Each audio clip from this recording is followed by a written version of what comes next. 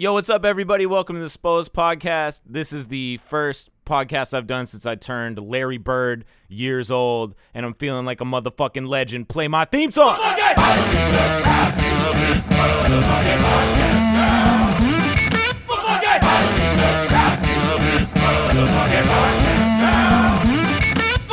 So, welcome to the Spose podcast. This week, instead of reviewing an album, so a couple episodes ago, I said I was going to review Kids See Ghosts album and the Nas album. And my review of both of those albums is they're a 5.5 out of 10. Don't bother. I'm moving on. I do love that one joint from the fifth dimension or whatever, from the fourth dimension, whatever dimension from the Kids See Ghost album. And the Nas album's okay, but it's like, neither of those albums were as good as Ye. And so instead, I'm going to do Spose Does Sports, but I'm going to set a timer. So play my theme song, or play my bumper for Spose Does Sports. Y'all, get your basketball shorts. Y'all talking about sports. Splash. Spose Does Sports. Y'all. Okay, now I'm just going to set a 2-minute timer because I don't want to spend forever talking about sports before I bring in my guest. So there's a lot to talk about, so let me just bring in Siri. Siri, set a timer for 2 minutes. Okay, so first things first, Wimbledon. I love tennis. Obviously, I'm alienating half my 90% of my listeners by talking about tennis.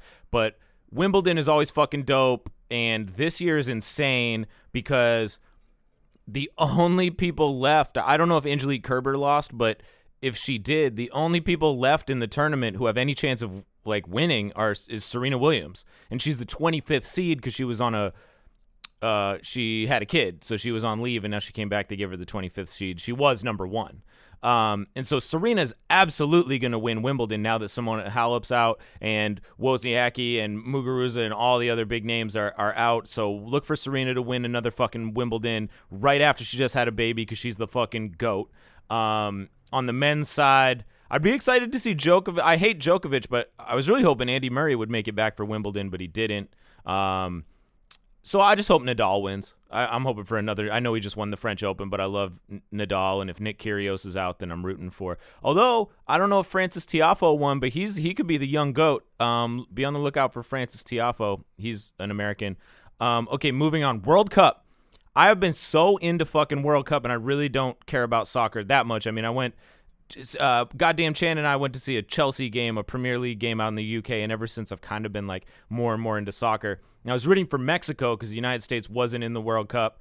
But dude, how is it that France, Belgium, and England are all in the semifinals, and they are countries that essentially border each other? Obviously, England is separated by the channel, but those three countries are all right next to each other. It's fucking crazy that after all the World Cup, that's who's left. Celtics Summer League. I can't believe Robert Williams got injured. Third, Red Sox are fucking crushing it. And I think that concludes my Spose Does Sports. Okay, so that's my timer. All right, let me bring in my guest.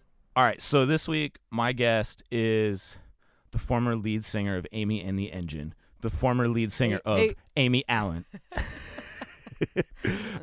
a borderline superstar pop songwriter, and a generally joyous, nice person in a Mainer who I've known for years. Amy Allen, welcome to the Spose podcast. Hello. So stoked to have you on. I think you're on a brief trip to Maine, vacation for the 4th. 4th of July. Has it been sweet? Gotta love it. It's been great. Great weather. Much hotter than LA. Actually, I guess LA is 107 this week. Right now, but you came back at the most oppressive, disgusting. I walked off the plane at midnight, and I was like, oh. It was so hot. With the little lobsters that say "Welcome home" at the Portland airport. Yesterday I saw you on Instagram, wearing a baby Bjorn. I was. I have 4 children, and I have never felt secure. 4? I have 4 children. Yeah. So we just talked about. So we had our 9-year-old Lily, who's our oldest, and we have a 4-year-old girl, Ivy, and then. Right after we had a 4-year-old, we had twins. Wait, I had no idea. Isn't that crazy? So how old are the twins? So they're 3. So we have boy and girl twins. Oh my, you gotta wild. you gotta have like a TLC show soon. Yo, I'm ready. I do not. Well, people are always like, one more and you'll have a basketball team. And I'm like, if I'm gonna have a basketball team, we're gonna go adopt a fucking like Sudanese dude who's like 6'8". Like what? You want another 5'6" white dude on your basketball team? God. But yes. So we have 4 kids. So anyways, the point is, I have 4 kids, and I have never worn a baby Bjorn because I am perhaps not like secure enough in myself. How did you become so fearless as to rock a baby Bjorn in public? I actually think it's pretty comfortable. At first, I was like, I feel like I'm gonna topple over because I'm not a very tall, big human, but I liked it. We were at Smiling Hill Farm, which, by the way, is exactly the same as it was 25 years ago. Dude, I when went last year. Yeah, it's exactly the same place. It's exactly the same. It literally hasn't changed one bit. I remember there being like clay though. Like I think I went there on a field trip and you could make like clay stuff. Totally. I didn't see that. But I didn't like see everything that else. this time I was here, but pretty much everything else is like like all of like the wooden structures of like the planes and the tractors are the exactly exact the same. Yeah. And it's fucking dope. So who is this baby you were wearing? Did you know this baby? It's my sister's baby. Okay. I was like, I don't know. And I never Just get to rented a see him, baby. obviously. He's only 8 months old. Oh, So I came when he was born, and I stayed at home for like a week just to like be with him then. And then I saw him over Christmas. But other than that, this is like my 3rd time. Oh, so you're stoked. So I'm just like, put on the baby carrier. I'm I going. thought it was so funny. No, I'm like never taking that thing off when I'm home. I was like, bro, I'm a dad so hard, and I have never once. Like my wife was like, try it. It's cool. We own one. Okay, put it on because like you can have them facing you. You can have them facing away. It's pretty diverse, you know. It's fun. You can wear it with a bunch of different things if you have the right color one. Head to babybjorn.com right now and enter the promo code This has Amy just Allen for quickly turned 20% into off. like an infomercial for that thing. What does it feel like coming back to Maine right now? A little different than before, it. or no? Yeah, I love coming home. I don't come home enough at all. Last time I was home was Christmas, which was obviously, as all Mainers know, very different. Very different than right now. And Maine summers are like what I live for, like everybody else. And I love LA. I haven't been there that long. I only moved in November, but it's just, I mean, I love it so much more here. Like summertime here versus summertime LA is like, can't even compare the two. It's almost like I was on tour one time and the rest of the country has no seasons really. It's like as soon as you get like wild. I remember being in San Diego on Halloween and I was like, what is this world you guys live in? I know. It's insane. However, we'll get into I don't want to jump into LA yet. Yeah, but we'll get there. So stoked to be back in Maine, but it's hot. It has been hot as fuck the last like it is hot as hell here. And now, just last night, I like stepped outside and I was like, "Oh my god, it cooled breathe. off." Yeah. It was like so nice. But it was weird because all day yesterday when it was raining, it was like I thought it was gonna get cooler instantly. It was still like pretty hot. Extra gross. It didn't get No, it like rained and then it was still extra hot. Gross. I literally stayed inside. Like my wife took the kids and I had like I had our twins and I was just like watching fucking World Cup. I was like, I'm not going outside. Totally. I did the exact same thing yesterday, except for Smiling Hill Farm. But yeah. Bonus. Yeah. Bonus. Doing better than me. Yeah. But even just one more point on Maine, like I'm going to New York City for the next, I don't know, half a week or so. And I am horrified to go be in a big city in the heat. I know. Because it's like so much more peaceful up here. I lived in New York last year, and so I had just one summer there. And I was like, this is... And so then I would find myself like every weekend when I wasn't in a session, like, I'm going to go to the beach. I'm going to be like, find some outdoors activities and not just sit in, you know, the park like an idiot with the other 2 million people that live here. With all the hipsters. So then, totally. So I would like pay... It would be like total like $20 round trip on the train to get to the beach. And then to get into the beach, it's like another $25, right? And then there's just like people shoulder to shoulder at that place. I'm like, New York people too. This is the worst type of people. They come up here and it's like at least there's like a few Mainers and New Hampshireites like interspersed with us. You get like the Canadians and the Speedos, which are like fun to look at. But then like in New York, it's just like angry. You're at the beach and you're like, I'm still kind of angry. I've never been angry Actually, I take that back. I was angry at the beach like 2 weeks ago and I felt like a dick because of it. Because my big whole thing is like, if the sun is shining and I'm healthy, there's really no justification. Totally. Especially when you're in Maine and the sun is shining. Exactly. And so what it was I went with my wife and like her teacher friends and they decided to stay through high tide. Oh, so we're now like up on they're like, oh, we're going to sit. And I was like, wait, what? Every 10 minutes you have to like pull back and I'm getting soaked and I'm like surrounded by all these fucking kids and I don't know, like older kids, you know, like little kids I'm cool with. But like, But okay. So before we get into your current life, how did you get into music? Because I think I became aware of you maybe like 2010, 2011 when I was like on Universal, and I think Charlie Gaylord maybe was like, hey, you should. Shout out to Charlie Gaylord. Shout out to Charlie Gaylord. We're at Bayside Bowl last night. Pretty good time. Just the two of us. I've never had a bad time with Charlie Gaylord. No, you won't. And I think he might have reached out to me and been like, hey, could you maybe like meet with Amy and just like give her some advice? I was like, what? Help this girl out. And I was in no position to give anybody advice at that time. But previous to that, what was your like entry to music in general? So I went to Waynflete. I grew up in Wyndham, and then I have two sisters, and they both started going to Waynflete. So then I was like, I have to go to Waynflete. So then we all were at Waynflete by like middle school, and my middle sister was in this all-girl rock band at Waynflete called No U-Turn. Yeah, it was pretty edgy. It was pretty awesome. And they needed a bass player. So I was like, fuck yeah, I'm going to be the bass player. I wanted to be the drummer, but my sister was the drummer. So my parents were like, we're not starting World War II over who is a drummer in this house. And having two drummers. Drum off. So, yeah, we're not having a drum off. So I was like, cool, whatever, I'll be the bass player. Little did I know the bass player is the coolest fucking person in the band. Yeah. So I was like, loved it. How Wore old like were a you? trucker hat, like had like my Converse on. I was probably like 10. Wow. Okay. I wasn't in middle school yet. Yeah. So I was probably 10. What is that, 4th grade? I don't know. Yeah. What's your 9-year-old in? She's going into 4th grade. Okay, yeah. So I was like 4th grade. And loved that. Did that for like 2 years, and then simultaneously wanted to join the jazz band, which was a terrible idea. So my parents bought me an electric guitar. And I was like in jazz band for like 2 months probably before, as like the lead guitarist in the jazz band. And before the teacher realized I like wasn't reading music and had no idea how to read music or like any inclination to read music. So then I was like, I like gracefully exited the jazz band and was like, I'm never learning to read. Bye. No U-Turn played like what? Like we were alt-rock? Like, we did a couple music videos. What? Yeah, we were kind of a thing at Waynflete. We bet. Played like, it was very heavily pop rock. Okay, which is kind of what you've always done. It was like, it's always what I've loved to do. Yeah, but we had some jams. And so this is probably like what, like 2000 something? Yeah. It's like, what are you listening to? Like, how do you become a fan of pop rock? So I grew up on like. Is really my dad. Okay, my dad's like huge Stones fan. Like I've been to a million Stones. So like I had that growing up, but he also like oddly loved like No Doubt and Green Day and Melissa Etheridge and like Sheryl Crow. Yeah. So and like the Cranberries and the Cardigans. So I grew up like heavily influenced by like Cranberries, Cardigans, No Doubt. Like I was like Gwen Stefani for life. 100%. So that was kind of like where my inclination was for like music and like what I liked listening to.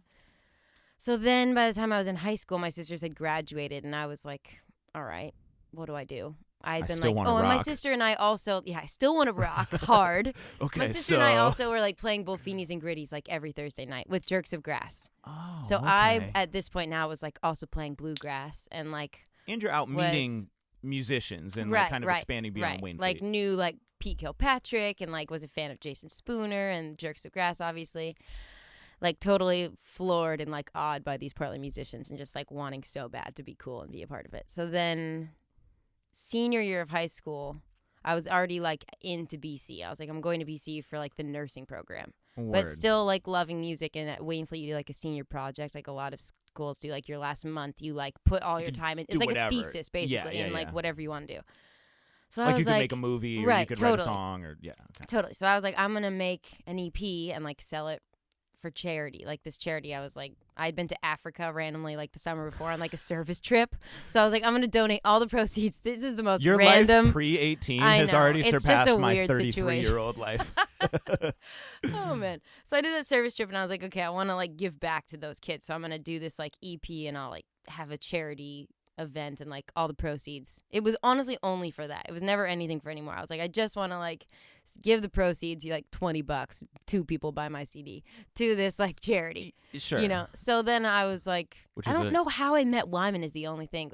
I don't remember how that came to be, but somehow somebody linked me up with Wyman. Okay. And I was like, I think it was Carter Logan. Carter Logan was like, go meet Wyman, do your EP with him. And so I was like, great. So then Jerks of Grass played on a song. Jason Spooner was like my first duet ever. This is so wild. I thought he was so hot. I was like, I might marry Jason Spooner. So Pete he and Kilpatrick also a stud. Oh, total stud. I know. I was like loving the Portland Boys at the time.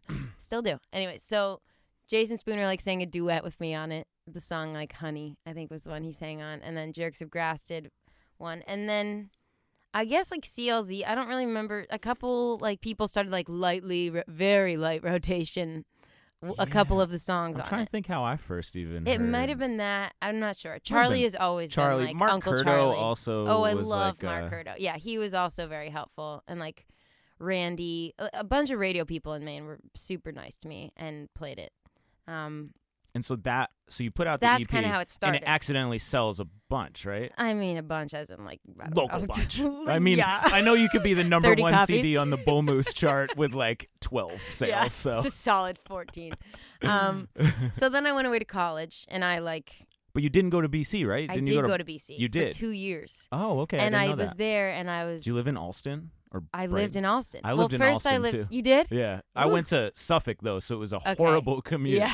It Yeah, was that's awful not on the great. beeline the That's whole not way. great. Yeah, the beeline life. Oh, kill me. Yeah, I went there. I know. I went there for 2 years, and the only like music outlet I could find there, which made me realize I needed to do music because it was just awful, was the acapella group. So I was like, fuck it, here I go. So I applied to like the two, which are like very prestigious at BC. It's What's like a that thing. movie? Pitch Perfect. It was like Pitch Perfect. It was like where Pitch they hate Perfect. each other. Totally. And like, So I tried out for 2, and I didn't know you could like. I thought you could just like be in 2. I didn't know how serious it was, and I get into both, which then I realized is a huge. It was like I don't know how I got into both because I'm really not. I've never thought of myself as a singer. I'm really not. Like I can sing demos now, but I've never been like vocally one of those vocalists that people are like that's like the shit. powerhouse Yeah, Christina. no. But, however, I've been like a songwriter that can sing my own songs well enough to like perform them, but not like I've just never been that. So anyways, besides the point. So I'm in this acapella thing, and I quickly realize I'm not like a vocalist, you know, and like Okay. I don't have a lot of fun being like boop, bop, beep, bop, boop, you know, like it just like Boop, yeah, bop. Yeah, it just wasn't for me. So then, I just imagine you guys doing Oh my Imagine Dragons, God. but they weren't even out yeah, then. they weren't even out That's then. what- It was like, yeah, it wasn't great. It was like Cry Me a River, you know. Oh, yeah. That's it. Boo-doo, boo, Yeah. boo, boo. And like Video killed the radio star. Totally. So anyways, I realized I hated it, dropped out, got totally shunned because I guess in like the whole like 65 years of the acapella group being a thing, I was the first person to ever leave the group. How could It's you? the type of thing How where dare like you? 10 years after they still have reunions of like the acapella group. And I was like, You may be in the Facebook group, but Yeah, you're not totally. actually invited. yeah. So I got like blacklisted, and then I was like, well, I guess I'll try like coffee houses. So then I did that, and I actually liked that, but it was just still like. Actually, I opened for Sugar Ray one time at BC. Okay. Kind yeah, of that's a nice gig. fly. Yeah. Kind of fly. Kind of fly. Spread your And then love I and was fly. just like, you know, I went to Twilight. It was in theaters at the time. Sure. And there was a pretty like gory, bloody scene of this like girl, like Kristen Stewart, like giving birth. And I passed out. I like blacked out because of the Whoa. blood. And I had this like come to Jesus moment where I was like, what am I doing? I'm in school to like be a nurse. Like I just passed out in Twilight. Like shit's This messed is the up best right turning now. point story Yeah. I've So it I've turned heard. pretty dark pretty quick. Simultaneously, my sister Amanda, my oldest sister, like Q97.9 gave me this like golden ticket to like cut straight to the front of the line at like auditions for The Voice. That's one of my questions. I was know. gonna say, didn't you go I on American avoided Idol like or the The Voice? plague, but yeah. I did. Somebody It is actually part of offered what me got- something like that one time. They're Okay. like, "Do you want a golden Yeah. ticket to go It's on The Voice?" I definitely was like, don't. "You don't want me on The Voice, bro? What?" It was so nice of the Q to do that, and I'm so grateful because it was a huge turning point for me because I did that for a few months, and then I realized I was like in LA for like 3 months, and like Charlie Gaylord and my parents like came out and stayed put. I was getting like updates. We're like, yeah, oh my god, yeah, it was crazy. It was. But a did you wild learn a thing. ton? I learned a ton. Like what? I definitely learned that people are songwriters for a career. Like, huge fan of Carole King, huge fan of like all these songwriters. For some reason, like Stupid Amy, like never put it together that like I could actually be a songwriter for a living. Like I genuinely didn't know. Well, we talked previously for a second before we started the podcast about the And the Writer Is podcast, Yeah. and there was And there was a episode with Ryan Tedder from One Republic, and he talks about the moment he realized you could be a songwriter for a living, but he happened to be like 8 at the time. And like all this stuff is like, I literally didn't know it until I signed a record deal as an artist, and they flew me out to LA to work and with songwriters. with Mike Karen and all these other dudes. Who I'm not signed to.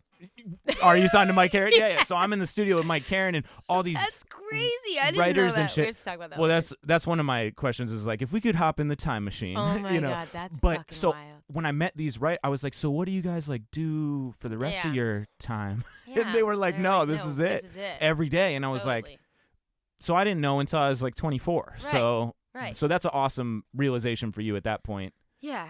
And did you kind of shift gears to want to be a songwriter? Because just a few years ago, you and me, still then, I was going to say. I didn't know that because I was like still doing, I hadn't even started aiming the engine yet because I was still at Berkeley, at BC at this time. Yeah. So when I got off The Voice, I came home and I was still doing like my stuff at BC online. The nursing people were like so good to me. They were like, we're here for you. Just do as much as you can. When you come back, we'll try to like, do summer school, whatever, so you can still be with your graduating class. So I was like, cool, great. So then by the time I got off The Voice and I came home, it had been like 3 months of being away from home. And I was like, you know what? I met all these crazy musicians, all these like amazing artists, all these people that are like pretty big. They like had some pretty big songwriters on The Voice. Like they would fly like fully legit people in to be on that show, which they don't tell you. Oh, like, I watched the fuck out of that show. Yeah, I know. So like this girl Nicole Gallion, who's like a massive country writer, like has written huge hits, and like some other really big writers were on the show, and I like talked to them, and I was like, shit, like I love writing songs. Like what the hell am I doing? Trying to like be in the medical world. Like I'm just not inclined to do that shit. Yeah. So then I got home and I was like, okay, my parents were like, you're not leaving Boston. You're just not. Like our whole family's in New England. Like you're not leaving. And they've always been the biggest music supporters. But I think me shifting gear from like a nurse to like, I don't know, just going to Berkeley or like musician. going to coffee house musician. Totally. They were like, nah. So my parents were like, you can apply to the school Berkeley. And genuinely, I had never heard of it. I don't know how. I don't know if I ever. I don't know really... how. Because people because all around the world know Berkeley, and I just didn't know about it. They don't want us to win. It's like they don't give you all the keys that you need to know. Totally. So I just didn't even know it existed. My mom was like, I looked it up.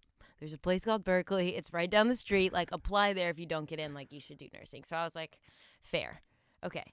So I applied, had no idea what it entailed. Went to the audition. Like, people. You audition to get like, in. You audition to get in, and it's like these kids coming like from all over the world, like Asia, everywhere, who have been like practicing their whole lives to like get into the school and are like music prodigies. Like I had no right to be there. I didn't even know how to read I didn't know what a scale was. Spose. Sure, really, I didn't. I didn't know what a G clef was versus like I had no idea. So I was like, cool. And I think why The Voice helped me get in is I think it kind of like tricked them into thinking I was like better than I was because like just because you performed and you because had I was on the experience show performing. and I had a lot of experience performing and I could write a song. That was the other thing I had going for me. Like I did an original. I had to do like some other like classical piece on guitar and sing, which was a just complete train wreck. And then luckily they were like, all right, why don't you do a okay, let's try one more thing. It was like Simon Cowell. All right, let's put that one away. Let's try something else. So I did an original, and I think that coupled with The Voice, they're like, all right, she's like, they knew you had been on maybe The Voice. halfway legit. So yeah, so then I got in. Well, you're very good at like underselling yourself, by the way. I think we need to say, God. like, if you've been out performing since you're 12, 13 years old, yeah, 11, I like you knew have my way a lot of around experience. Like, These kids can go play fucking violin in their room in Thailand or Right. whatever, but getting out and playing shows is not to be underrated, you know? No, I agree. So I think that got me in. And then when I was there, I was like, shit, it's like being at a school where like everyone's speaking Chinese and I don't even know one fucking symbol. You know, I'm like, I genuinely didn't know anything. So I got my ass kicked hard for like a year and a half there. And then like by year 2, I was into like the songwriting classes I liked. And I was like, okay, I had started this band called Amy and the Engine, which was actually sick. Like we opened for Guster. We opened for like Katie Musgraves. We like somehow like opened for a lot of sick people. And like, they were so awesome. They had us at Old Port Fest like so many years in a row, and I loved it. Like the guys that I had in the band like are still my best friends now. How did you meet those guys?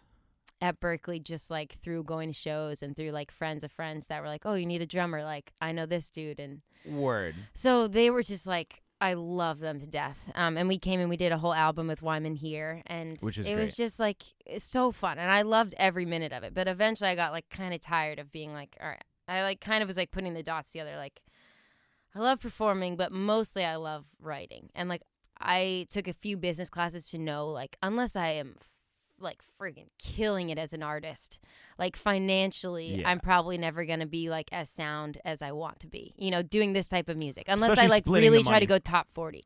Yeah, especially and like as a the money band, 5 ways. yeah, totally.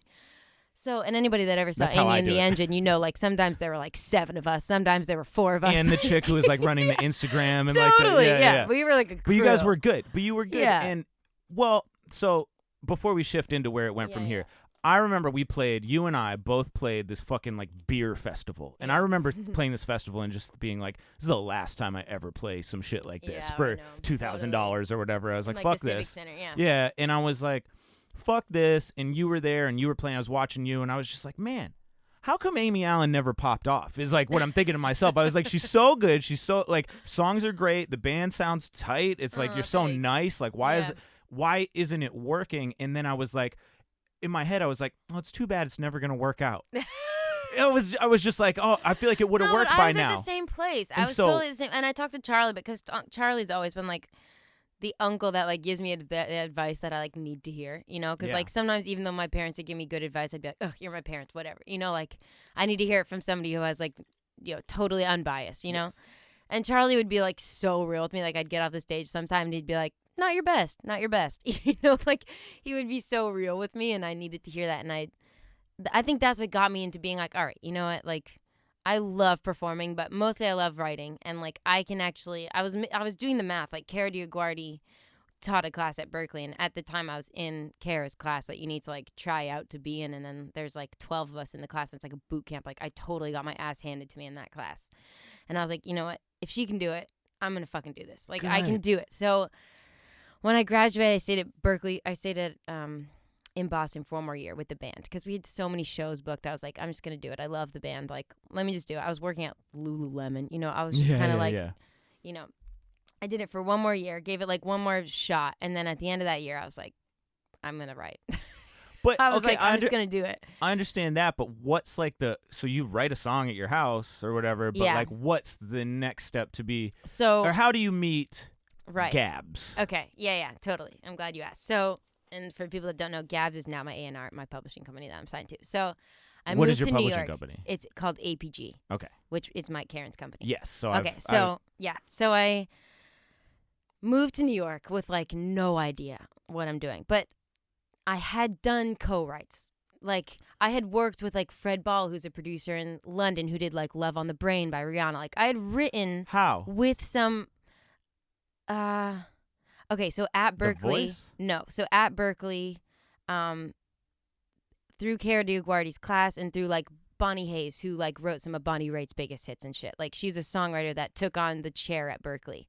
She was really smart and was like, I'm gonna bring in like representatives from Cobalt and Warner and like Disney and like have them give seminars and like and she was a huge champion of Me Too. So anytime somebody like that came, she'd be like, I want you to meet Amy. Yeah. That's it, man. Which changed my life. It did. And now like I send her all these A&Rs. I'm like, go meet with Bonnie, go do a week at Berkeley, go do seminars, because like that changed my life. It totally changed my life. So she set me up with this guy, Kolba, who set me up with this girl, Cleo, who was working at Sony, and like her dad started Island Records. So like, wow, I had done like maybe once every 3 months I would go to New York while I was still at Berkeley and do a session, like one session. So this is all going on previous to when I saw you play, like we're playing the beer fest. You've already been kind of building. I had been doing this. Like a couple sessions a year, not many. Mostly I was writing in my room at home, but like every few months I would go to New York and do like a session. Dope. Okay.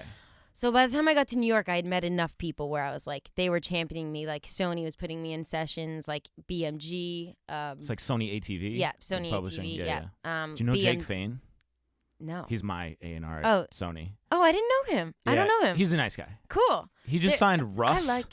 Which I think is just the easiest win in the world. It's like, wait, the guy just writes all his own hits, like, and they're instantly on the radio. Totally. Sign him. Yeah, anyways, get him in here. So you're already doing... So I'm doing that. So by the time I moved to New York, I'm like, all right, It's not like you moved to New York aimlessly, I want to pursue the dream. I was it's like smart you have about it. I was connections. like, I know if I move to New York, I'm gonna be getting into sessions right off the bat. So Word. I already had some publishing companies that were wanting to sign me at this point, and I got there, and I basically was like, I'm gonna make them do this like roundabout dance until I can like get enough leverage to actually get a good fucking deal. Because I wasn't dumb. I've never been dumb about it. You know, like yeah. I wish I went had to been. school about it, and I got educated on it. Which like there are a lot of things I can say about Berkeley, but that actually helped me a lot. Like I did learn that like, if I'm going to do this because it's my passion, like I'm going to be fucking smart about it. So by the time I got there, I was like, okay, meeting with all these publishers, cool. I don't love anybody yet. So I just did it for like probably like a month. I was there and I was doing like a session every day for a month. And then I met this writer, Scott Harris,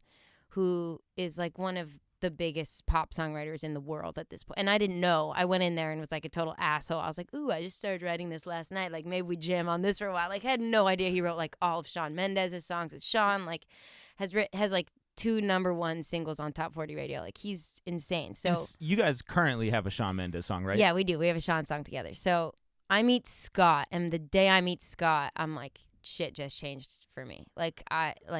He's so kick-ass, and like I want to be like that. I never met a writer that like really like I clicked like that with that like that. And just on a personality level. On a like personality you got along. level, and just like so good with another writer. Like he just made me feel so comfortable and like really musically inclined. And I was like, and I knew at that, you know, after we had worked, like, oh, he is #1. So I was like, okay, I want to do this. So then a couple months down the line, he was like, I kind of want to sign you. Like, I haven't signed anybody. I've never done this, but like, I kind of want to sign you. So then we start talking, and that just like very naturally became a thing where I was like, wherever I do sign, like Scott and I are going to do a deal together where it's like, because then I have an A&R who's Gabs is my A&R, but I also have Scott who like brings me into rooms that at the time, like, and still today, like I would never get into those rooms, you know, like I just wouldn't, like I would never. Shawn Mendes writes his own stuff. Like he's a great writer. Yeah. And it's impossible unless you're in like his posse really to like be a writer in the room with Shawn, you know? So that's like a huge thing. Like because of Scott, I got the chance to be in the room with Shawn, and then I got a cut with, Shawn. So but also huge. It's huge to jump into the music industry without like kind of like, for example, don't do what I did, where I jump in. I literally didn't know a single person in the music industry. I didn't know. But you had artists popping up, and it's kind of different. It's like, sure, I think it's a little bit different. But the second time around, had I to do over again, jumping in with, you're going in with somebody who's literally has #1 hit singles and is a writer with placements, with connections, and a representative in A&R who really believes in you, trusts you, knows you. I jumped in with like, here's some A&R who has no fucking clue who I am, Mark Curto and Spencer Albee. Yeah, it's scary. It's so which scary. is not smart. And so the real thing, I really think I was so stoked to interview you because I meet a lot of young kids now. Like, I guess, I don't know, I come across every young main act. Yeah. And it's like, your story is like what they need to hear. Yeah. Because it's like, and what to gain from it is like, you took risks. Like, leaving BC to go pursue some mythical dream of being a pop writer is scary and risky. Totally scary. And you did it. Moving to New York is scary and risky, and you did it. And putting yourself out there in sessions and being like, how about this, is a lighter version of the same thing. Yeah. But to do it with, and the other thing to gain from your shit is just connections, man. Yeah. It's who you know. It's everybody. It's everything. Getting in the session with Kara probably changed your life. It did. It totally did. And I'm so grateful for all of those people that were kind of like those little pinpoint turning moments for me, because every single one like led to where I am right now for sure. And not for nothing, but like you and I are not that different in age, but enough difference where it's like it wasn't like Spotify was happening where like so many people now are independent and are doing this shit just through connections. Like it wasn't really like that. Even 10 years ago, it wasn't. Like 8 years ago when it was like literally a year and a half or two later was Mac Miller. Yeah. And that was kind of the turning point of you can stay independent and be you. Yeah. And not have to go B.O.B. Yeah. And write the hits. I mean, I'll never forget being when I was in the studio with Mike Caron and he was pulling up. That's so funny. Like I didn't know that. It's hilarious. Dude, I did like 3 days, and I didn't know some of those writers. Like, I don't know if it was fucking Bruno Mars or what. I was just in there with these writers who knows what they are or have become. I didn't even know their names. Yeah. I was just like, do. Can we drink? Yeah. Like, I had no idea. But Mike Caren, even at that point, was kind of figuring out like formulas and like what works, and he's pulling up the chart and he's like looking super. It's not like, I was going to ask you about that. That was one of my questions, was like, what is kind of like some sciencey tricks you've learned about just like songwriting that is just like in your experience? It's like, what works and like what is there, like a bag of tricks you reach into? I mean, yes and no. It's also so much, because people ask me all the time, they're like, a lot of Berkeley kids will reach out to me and be like, what's your number one piece of advice for like a songwriter that wants to be like a professional songwriter? And it's interesting because there are so many things that I feel like help you, and I feel like the ones that are really successful at it, like when you're around them, you're like, it's so easy to identify what they're so good at and why they are who they are. Sure. Like, there's this writer who's one of my favorite writers. His name's Sean Douglas, and if you look up his like discography, you'll just be like, what the fuck? Like, this dude is crazy. Like, what's some stuff he's written? His most recent like number one was like Sorry Not Sorry, that Demi Lovato one. Yeah. He's just like one of those top 40 just like gods, where he just gets it. Like he gets how to make the type of music that like the general public can digest, but it's like cutting edge enough and new enough that it's like gonna stay on the charts for a minute.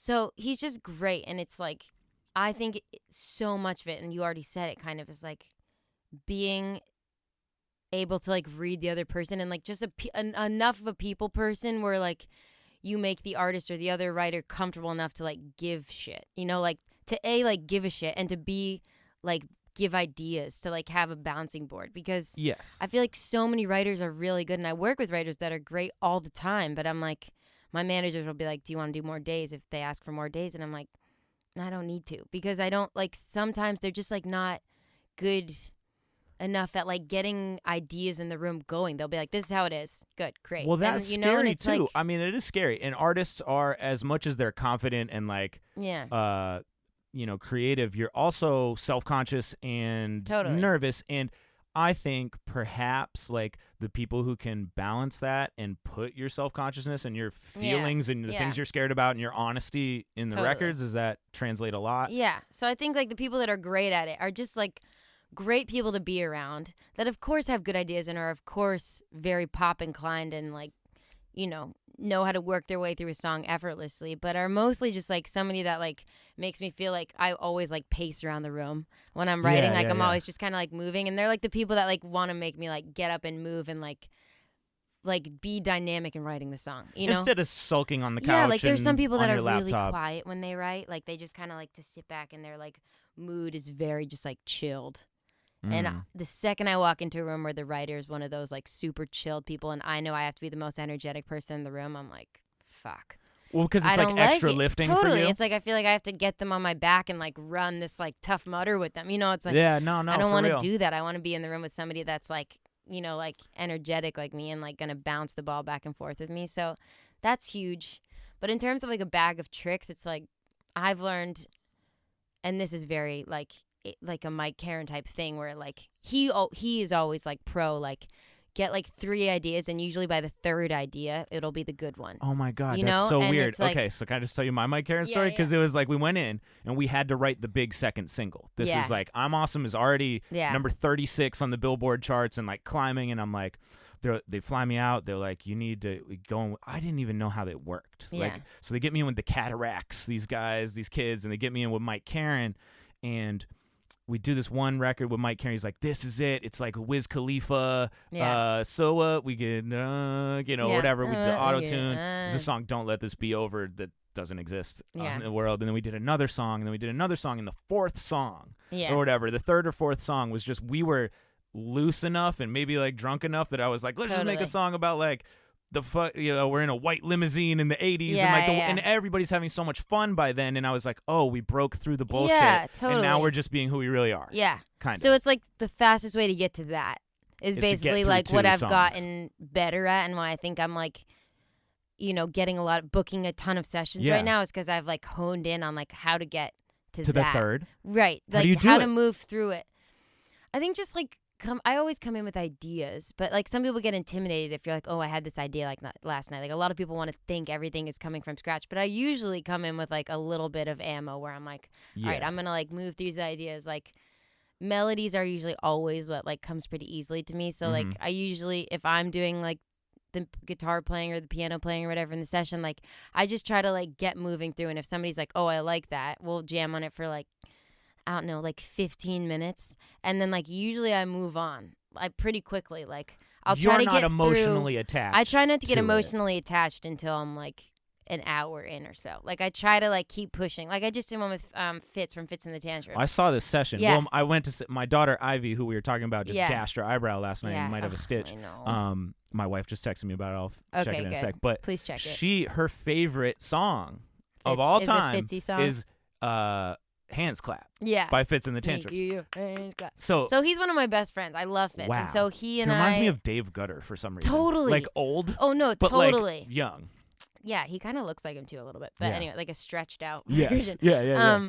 He and I just did a song with this producer Busby, who I love, who does like all the Maren Morris stuff, who I'm a huge fucking fan of. And it was like our third idea, and we just moved through. And within like an hour, I would like every 20 minutes, I'd look at him and I'd be like, "Is this the idea?" And he'd be like, "I love it." And I'd be like, "But is it the one?" And he'd be like, "Probably not. Let's keep going." So we like did that like 3 times probably, and by like hour 1.5. Like Busby started, I was like, all right, Busby, let's just try this for a second. And I like sang him what I thought the chord changes should be. And then he started doing it.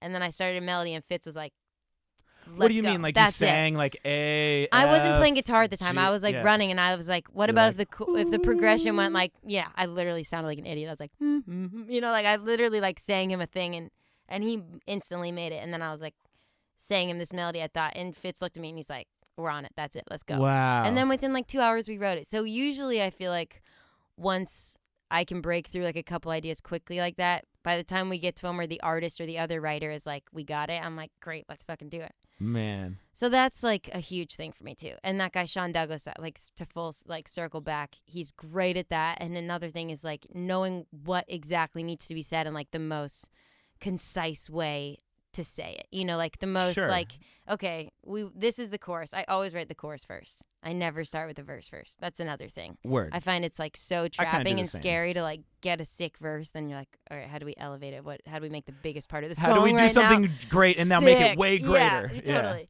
So, but I always make sure the chorus is like bulletproof before I move back to the verse and like go through. But he just like has such a good way of knowing like.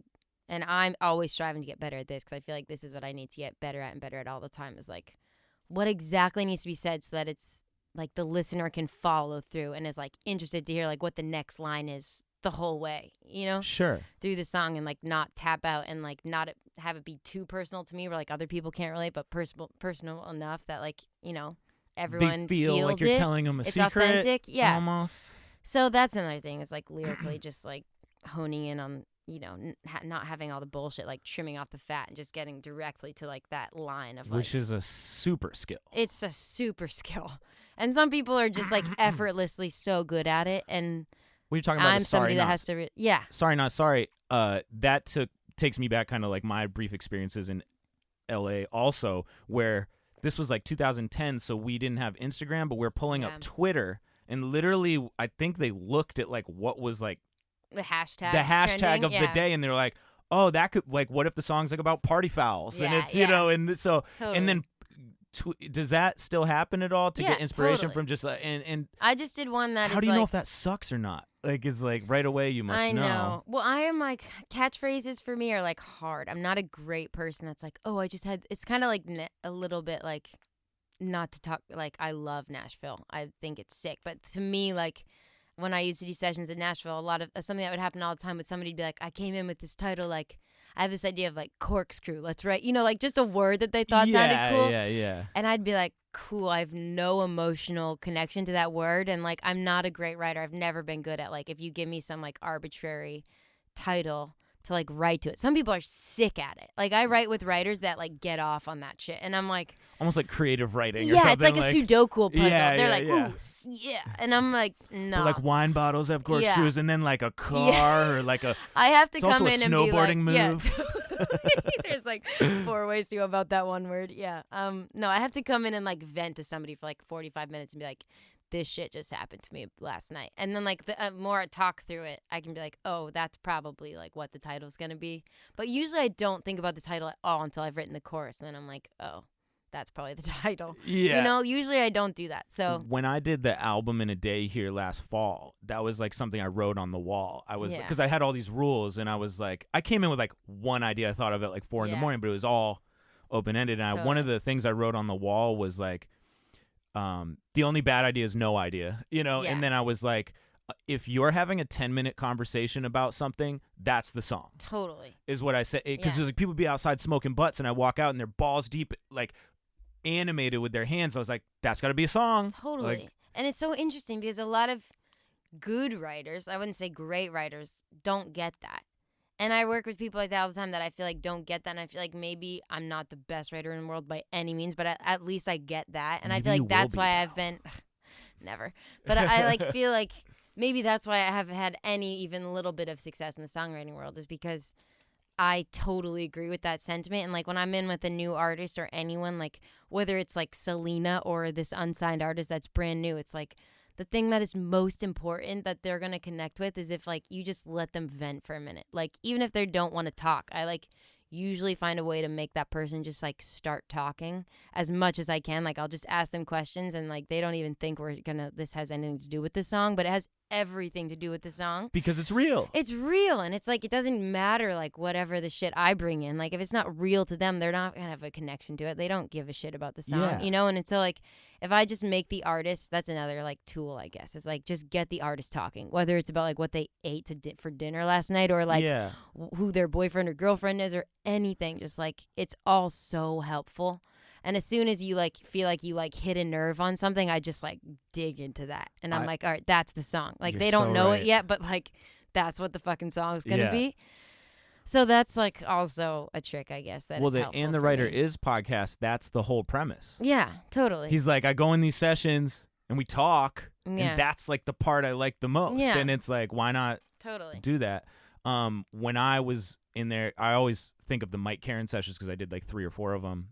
But I was in with this dude, Frank E. Yeah, I was just with Frankie. Oh, 2 I weeks fucking ago. love this guy. I love. Well, he was the first session, honestly, where I was like, oh, okay, I get it. Like we could just be us. Like it's better if I'm just us. Yeah. But what I didn't realize is that in every one of those sessions, I was like freaking out and struggling with my new situation and my wife now, but she was my girlfriend at the time, and we had a 1-year-old, and I was always leaving to go be on the phone with her to like reassure or like I don't know, and that was what we should have wrote. Yeah, it's like I never realized that somebody should have just pointed it. We're all trying to write, they're trying to write these party records and this and that, but it was like that record probably would have been the one. Yeah, as far as the emotionalness. 1,000,000%, and I feel like it's Hindsight's so easy to not get that at the time. You know, like.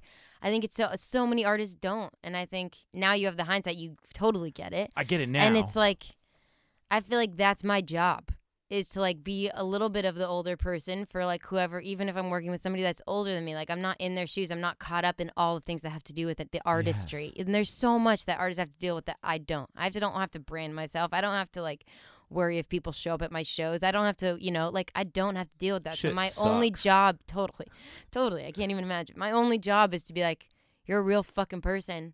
The only thing that people want to hear about is like you talk about real shit. It's almost like friend, therapist, Yeah, songwriter. that's what a songwriter is, honestly. It's so it's 11:05, and I think you have to leave soon. Yeah, Can I just ask you a few more before you go go? into it. What's the future of Amy Allen, the artist? Is she dead?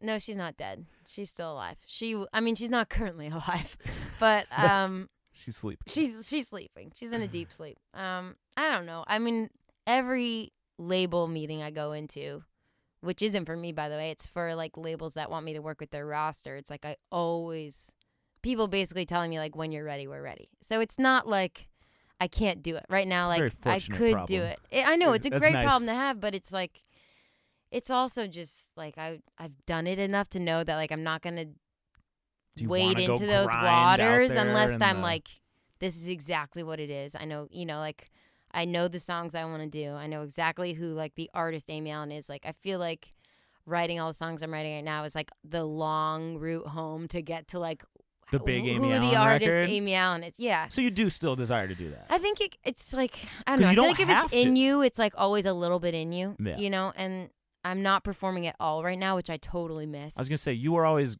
great performer. I mean, I was doing so many shows a year. Like, I was doing like over 150 shows a year at one point. So I totally miss that. But I also love living in my like little like studio apartment in LA and waking up every day and being like, I just get to go write for someone else and then totally turn off when I leave. Like, but it's so dope. Not worry about the other shit, you know? It's so dope. It's really kind of the best of both worlds where you really are like balls deep in the music industry and connected to all the biggest things happening. Meanwhile, you walk outside and you can go to Chipotle. Yeah, it's great. It's so dope. It's great. So, yeah, I think it's like 50-50 right now to me, I think, if that ever happens. But it's definitely not completely out of the... I think it's more 60-40. It's 60-40. I had like a billion questions. Yeah, sorry. Also, but Ask me. I can say a little bit later. Well, it's cool. So I just last week, it's so funny you talk about playing bass. I saw this girl. It was like a fundraiser. Yeah. There's this girl in Sanford playing bass and singing in this band, and she's 16 or 17. And I was like, this girl could be like a superstar. Yeah. In my, and I'm sure many people looked at 16, 17-year-old Amy Allen and thought the same thing. What would you tell her, say she wanted to pursue music either as an artist or a songwriter? What do you tell that girl? If you just keep going, or like? Yeah, I mean, keep going, and like writing is I think, so you don't get lost as an artist. I see so many artists that just get pushed around and never find their voice as an artist, like who they actually are. Like you see all these artists going through like identity crises, and like none of their songs ever really hit. I think it's because they don't put the time into like actually developing how to be a writer. Like anyone can be a writer. Of course, some people are like God-givenly talented at writing. I don't think I'm one of those people. I think I just worked my ass off, you know? Yeah. So it's like, it doesn't matter if you don't think you're good at it. I work with so many people that are like, oh, I can't write. It's like, no, you just haven't really tried it yet. So like my advice to them would be like, so you don't ever lose yourself. It's just like another tool in your toolkit of a fucking musician. Like, just hone it in, and like that way you never get lost. Like you won't ever get pushed that far off the path of like what you want to do. You know, so it's like I would just say write songs and like keep performing. If you want to go to school for music, like go. Do I think you have to? Absolutely not. Like I did, and I think it gave me the connections that like kind of jump started my career. But I think I don't know that you're where you are right now if you don't go to Berkeley. Yeah, I mean, I don't know. It's tricky. I mean, obviously, I don't underestimate your talent, but like those connections are so crucial. I mean, they definitely got me to like move to LA. Like, I know Emerson kids who directed, like, Beyonce videos just because they went to Emerson. Right. I agree. And I think that any music school doesn't have to be Berkeley. Like, wherever you are that you're surrounded by other creatives, you can do that. But I also think that if you don't have, like, the money or something to go to a school that is a music school, which, like, they're expensive. Sure. They're totally fucking expensive. It's like, there's so much shit online right now. Yeah, there's YouTube. There's YouTube, in case you haven't heard of it. And also, these A&Rs that are everywhere, there's a ton of A&Rs. Like, honestly, some of them are not going to respond to you, but some of them will. And, like, you totally can be smart enough to look up, like, all right. Just find them on Twitter. Figure it out. Most of their things is like, their first name at whatever label or whatever. Like, honestly, it's that fucking simple. Often with a dot between them. And it's like, they want new music. They feel so cool to, like, be the person that found this, like, 16-year-old at Sanford High School that's like playing bass and like pretty fucking good. Like that makes them feel like the shit. You know, they're not just jumping on the bandwagon of like some person that's already popping off on like Spotify. That's everyone else is like, you know, like kissing their ass. Like they feel super cool if they find that kid. So it's like, don't be dumb and like use the connections that are online because they're everywhere. Shoot your shot too. Like try. Yeah, try. So many people write to me and they're like, what was the secret? I was like, there's no secret. Like they would ask me like, grinded. Yeah, I grinded. Like, yeah, I went to Berkeley and like I made connections there, but I would have figured out how to connect to those A&Rs another way. You know, like I just would have. I'm just like that type of person that would be like, all right, somebody said no, somebody else is going to say yes. So it's like, well, like even this podcast, like I've been slowly watching you become like superstar from a distance, and I was like, oh, I see Amy's in Maine, let me shoot my shot to totally. and you never know, but like you gotta just try. You gotta take risks, and like even making an album in a day, it's like pretty much that was destined to fail until you try. Yeah, you know, it's like anything. Totally. What was my I had like a lightning round of like Destiny's Child or TLC, but NSYNC or the Backstreet Boys. Backstreet Boys. Always Backstreet Boys. I was like NSYNC in the time. You were? But in retrospect, Backstreet Boys. I didn't see it. I kind of hated them. If you really put the as discography, like A-B it, of course NSYNC had some jams that can't be fucked with. Like Bye Bye Bye. Sure. Insane. Some it's great gonna be me. ballads. I also love a lot. I also love a lot. Agreed. I also love it a lot. But like, I Want It That Way and really, Backstreet's Back are the best two songs of the whole era. Millennium changed my life. That album, it did. Like I had it on CD. I had in the all white. And it's like you put that thing on and you're like, it is hit after hit. Max Martin does no wrong. So that's I guess my last question. So I saw you went out to fucking Scandinavia. I did. Did you meet Max Martin? Do you know Max Martin? I didn't. I have. He's what was one that on whole my shit? bucket You were list. doing like a songwriting. Yeah. Tell me your whole bucket list. My bucket list. Oh my god, I feel like. And I'll it could get be in artists. trouble Doesn't if have I to be leave people out. songwriters. Well. I love that maybe Kanye would be mad at you for leaving him out or whatever. You know, it's like, no. Well, I don't want to. I don't want to diss Britney, people but I know would be mad. But like people I you don't never know. I'm fucked with. so fortunate right now being in LA, and you and I touched on it a little bit. And it's like I was so anti-LA, especially coming from New York, where I lived for a year. It's like everyone in New York is like anti-LA because they just want to believe that it can happen in New York, which it can. Like the song that I wrote for Selena that is like doing well right now. It's like I wrote that in New York. Selena Gomez. I wrote it in New York. It had nothing to do with LA. You know, nothing to do with it. In a session, not by yourself. Yeah, technically it was in a session. It was one of those songs that like I had been conceptualizing and something like huge happened to me the night before where I was like, and it was my last session in New York. I was moving to LA like that week. So I was like, I'll just give you a little backstory, but like I had like hooked up with this guy that's from Maine. We played in a band together. We hadn't like, you know, we had always been like really good friends. We had like kind of like gone on dates, but like either he was dating a girl or I was dating somebody and like it just never worked. And like we had like hooked up that night and then I was like off to LA and he lived in New York. It was like the only time. What an emotional experience. I know. So I was like, so I was just like that night I couldn't fall asleep. I had a session the next morning and I like do this all the time and it's so embarrassing. I've like my whole phone is just maxed out memory wise of like really bad voice memos. I was gonna ask, what do you do? At like 3 a.m. being like, this is the best thing I've ever written. It's like me and like a key that doesn't exist, like, and I did that. And the next morning I woke up and I was like, because I do that a lot. And I like going to sessions, especially when I lived in New York. I had my headphones on the train, like going to the session. I just like listened to voice memos from the past week. And that one I was like, oh, this melody is actually like kind of sick. I feel like I could write something cool over it. And I had the concept, but I didn't have any of the lyrics. I just had the melody and the concept. Yeah. So then I went into the session with like one of my best friends, Micah, and it was just one of those lyrics where I was just like, I just kind of like sat there and it just like happened very quickly. Like it so rarely does that happen, but that song, like I was just so into that mindset of like what was happening at the time that it quickly happened. But I don't know how I got into this. What were we talking about? Bucket list. But you were talking voice notes. Voice notes was actually are a big question. thing. I was gonna ask because I forever did like we were talking about New York versus LA, and I was saying I wrote it in New York. Gotcha. But yeah, we'll talk about voice notes for a second. I always was doing videos on my phone. Whenever I think of anything, I'd do like a quick video, and I wouldn't even point the phone at myself, but I'd just like record the idea. Yeah. And then I realized that's taking up all my memory. I need to switch to voice notes.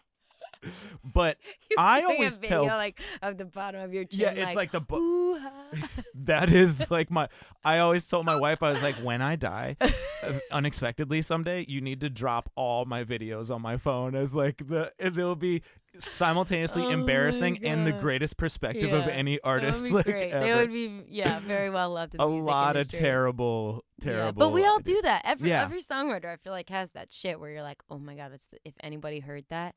I would be mortified. But that goes with shooting the shot, taking the risk. Totally. So I always tell people you don't need to move to LA or New York because then you become the small fish in the big pond as opposed to why don't you just become the biggest artist in Boise, Idaho or something. Totally. However, as a songwriter, I think it's a different thing. It's a different thing. I will say that because I lived in New York for a year, I became like I mean, it's totally unfair to say like a big fish in a small pond there, because like I wouldn't say that that's what I was, but there are girls out there, so few girls doing the songwriting thing, especially I mean, not in general. I feel like there are a lot of amazing female songwriters, but some of who I love to work with and I look up to and like I'm a huge fan of. But in general, in New York, I was like kind of one of the only female songwriters, so it was like.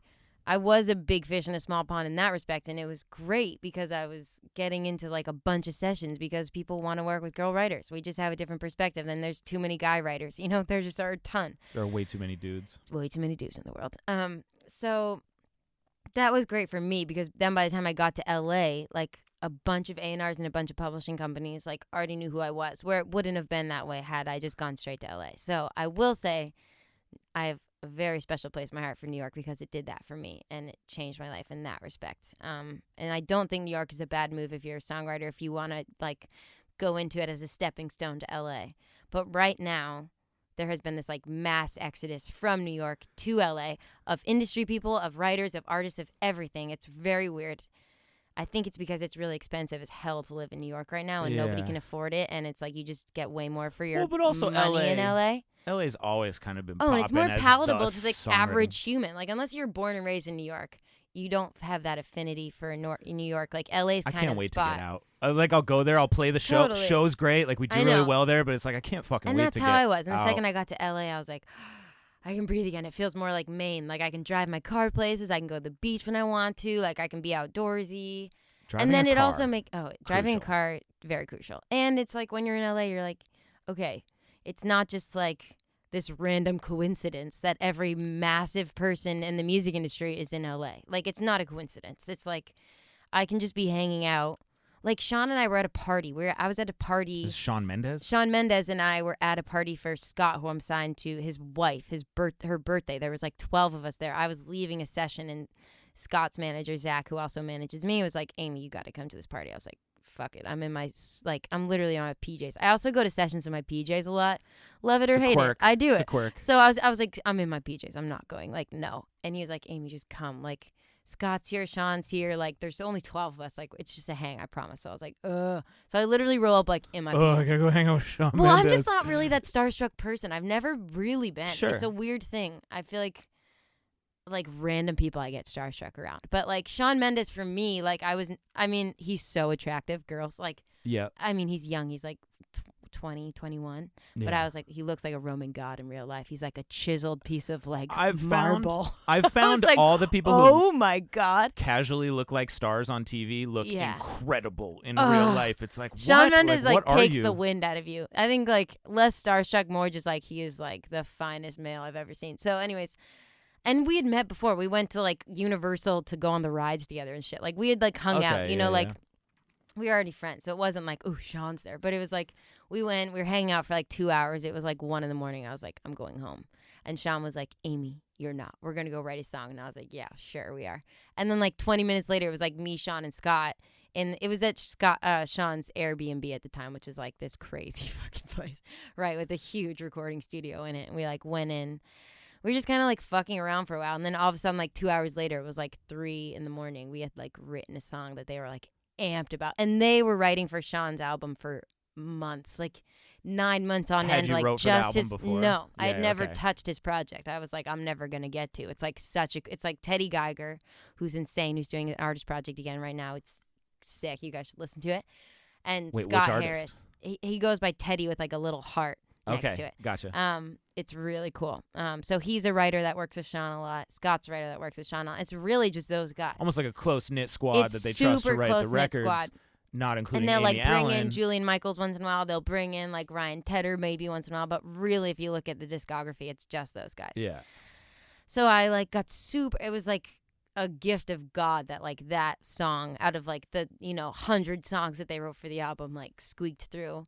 But it's because I was at a party in LA. Like, honestly, that doesn't happen in New York. Like, I mean, it does, but like maybe once in a blue moon. Like in LA, that shit's happening like every 15 seconds. Like you're at a party with somebody that you're like, whoa. Well, even you're in a studio. Like, I don't know, we were always at like the Sony studio, I want to say. Roll through. And it's like, you never, like, Totally. I remember fucking Chris Brown was walking down the hall, and it's like, that could be just how you end up on a record. Totally. It is. It's 100% how people end up. And like, sometimes you work with people and my A&R will be like, yeah, like he wrote this song. And then I go work with him and I'm like, he was the lucky guy in the session. Oh, like, yeah. Okay, totally word. You was can the feel it out. dude where like he like just happened to be in the studio when that dude, like sometimes you just know, like people just get like people in LA sometimes, not all the time, but like there's also a lot of mediocrity there where like people, it's because that shit happens. Like all the people are in LA, so sometimes you just are Send lucky. up in the room. I've been lucky before where I rock in and I'm like,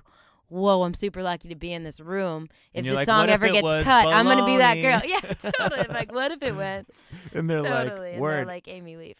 Do you ever get, you got to have like super thick skin though? Like, because we talk about, you get a big Selena Gomez record, you get a big Shawn Mendes record, but how many records do you have? You must have wrote 1 million records before that ever happened. Yeah. So it's like, and I'm super get lucky attached to the point where it's like, yeah, of course. It's like some songs I'm writing, like every week I'll be like, has anybody cut it yet? Like, this is the best song I've ever written. Has anybody cut it yet? So, and he's like, no, like still pitching it. So of course. And like, I just have to be like, reality check is I'm writing a song 6 days a week, 5 days a week. Like I'm turning out insane amounts of songs. Yeah. Like even though I only signed my deal in January and I've been like lucky as hell to have like a song pop off as fast as it did. Like some people do it for 10 years before they get a big one. Like I just was seriously very lucky. And I have like a group of people that work for me that I work with that I love that are like I'm super lucky to have. And they're out fighting for your fostered records for too. it. Yeah. So it's like I've gotten super lucky. So I try to just keep reminding myself like, even though I have like hundreds of songs that'll never see the light of day, that like a lot of which I like love, of course. Is that frustrating? They're never gonna, like, I don't know. It's kind of just like the game at this point where it's like, I know when I've written a song, like I wrote a song 2 weeks ago with this guy, Louis Bell, who does like all the Post Malone shit. Oh, I saw it. Love Louis, but he's just one of my favorite people in the world to work with. And the second I wrote it, I was like, that one is objectively better than everything I've written in the past 4 months. Like I just knew. Like sometimes I leave and I'm like, I love it, and then my A&R, my manager, like doesn't get it. They're like, it's all right, whatever. And sometimes they're like, I love it, and I'm like, oh, I hate that. Handling the all right is something that like, yeah, I'm totally used to. I struggled with it because when you're coming up as an artist, like there's no filter between you and the fans. So like when I got to the label and it was like, I just wasn't ready for it. I think I know now, but like it drove me crazy to make like 26 songs that like maybe were never coming out. I know. But I think you have to learn that. Have to. And so I think I know that now. Yeah, but and like, I think I just like forced myself into that mindset where I was like, I just did the math. Like I'm doing so many songs. Reality is, I could make a great living if 3 of these songs got good placements in a year. Yes. Hell and like people are lucky if they get 3 big placements. So it's like, that's a lot of songs that aren't getting cut. Like just think about it. I'm doing 5 to 6 a week. Like that's a ton of songs. But also that work ethic is key. And it's I mean, key. obviously that's and like your job now. And hopefully my batting batting average is better than 3 a year. But like just say it's 3 a year. Eventually it'll just be like 1 for 1. I mean, every I time. hope. But you name nobody on your bucket list. I know, shit. Okay. If you could work with any Max artist, Martin one is artist. huge. Rick Rubin's huge. Like one artist. Yeah. Like you want to. Jenny Lewis, I'm a huge fan of. Okay. I feel like that's attainable. I think that's attainable. Although she's an insane writer, so like probably doesn't need Amy Allen to be helping her. Maybe write you could just songs, be her but friend. Like I'd love to be her friend. Stevie Nicks is somebody that like I just die for every time I listen to her. Maybe you could write a Haim record. Haim is another one. They're honestly on my bucket list. That's something I'm hoping to get within the year. I just made a rip-off Haim song. Oh, yeah. Haim I rap could do a song. Haim rap song. Yeah, So, totally. I'll do a rip-off. I got you. But I'll just give you being mine. in the studio with Haim, totally bucket list because I feel like they're one of the only people that are like successfully doing like a band right now. And that's why I love Fitz, because Fitz comes from the band mentality. And I don't get to work with like there's just not a ton of bands on Top 40 radio at all. So it's like the 1975, like they're another one that's like doing the band thing. So like, even though are they the first person I put on to listen to when I'm in the car? No, but they're making successful band music that I like. So I'm like somebody in that realm. This girl I know, K-Flay, has become. I have a session. Do you know her? I'm working with her in like 2 weeks. Oh my God! So Scott she is is doing sweetest. a ton of K-Flay. She is the nicest person. She actually invited me to do a couple shows with her because. Oh my gosh, wait, do it. Way back. No, this is years ago. She's not inviting me anymore. I'm of no value now. She'll still love you. She's so nice. She'll still respond to the email. Yeah. But she doesn't have to. But she has transitioned from rapper to straight up like band, stage band. And she's one of the ones that is like, Scott works there a lot. I've never worked there. I'm working with her in like 2 or 3 weeks. But it's like he walks away from that session being like, and he works with artists every day, being like, she's the real deal. Like 100%. She can play, she could sing, she has like a totally fresh outlook on her, like lyric vibes. Like she just knows who she is. And it's almost like alt rock in a way, which I think is like my secret weapon where I'm headed is like you don't even need to be a great rapper to pass at alt rock is like the best. Not at so all. like I'm headed there. Go there. I encourage you to go there. So Amy, I think those are my stoked. bucket list. Yeah. I'm so stoked we could link up because like I'm just so happy for you. It's so awesome to witness. Thank you. And let it be known, Spose was a huge inspiration to me growing up and still. So I'm a big fan. I'm a big fan. No, you have been. And super happy to be on that new record. Yeah, man. Yeah, so brief story. Go buy it. Amy's on Mr. Mailman, but she's also about to blow up on this. I got you to say fuck on the record, which I think people were like, whoa. I know. I have a potty mouth now. John Wyman was like, little Amy. He's like, this is great. And Wyman never has any sort of commentary on the songs. But he's like, this is a smash. I was like, Wyman. And then Amy blew up. I was like, let me drop this right now. Oh my God, I love it. So happy for you, man. Thank you. Keep going. Thank you for having me. Enjoy your time in Maine. Hopefully Thank it's you. not fucking hot as balls anymore. I know. I think it's nice today. And you can go follow Amy Allen on Amy Allen Music on Instagram. Yeah, and go listen to Back to You. Whoop whoop.